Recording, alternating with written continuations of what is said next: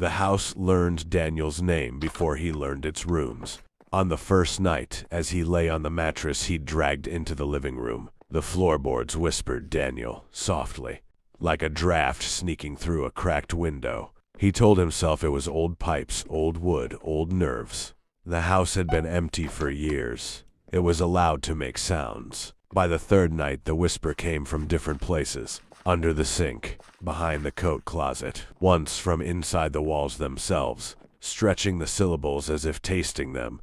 Daniel, he stopped answering out loud after that. The realtor hadn't mentioned the mirror in the hallway because Daniel hadn't noticed it during the showing.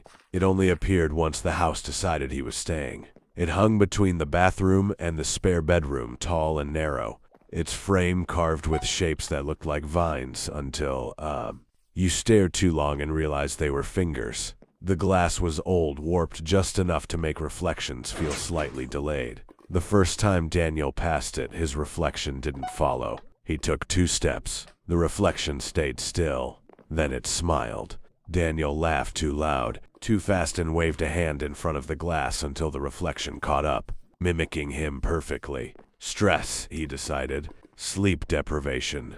He covered the mirror with the sheet and went to bed. That night, something tugged the sheet off. The house grew busier after that. Doors he closed opened themselves just wide enough to suggest invitation. His phone battery drained even while plugged in. Footsteps paced above him, though the house had no second floor. Worst of all were the moments when he almost saw someone else. A shoulder vanishing around a corner. A breath warm in the back of his neck.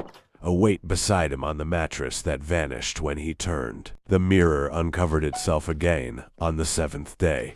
Daniel stood before it, exhausted, eyes ringed with sleepless bruises. The reflection looked better than he did, healthier, calmer, hungry. "You're not real," Daniel whispered. The reflection pressed its palm to the glass. The surface rippled like water. "You moved in," it mouthed. "I woke up." The house shuddered, a pleased, settling sound like a body relaxing into a bath. Daniel ran for the front door. It didn't open. The handle turned uselessly, grinding bone dry. Behind him, footsteps approached, unhurried.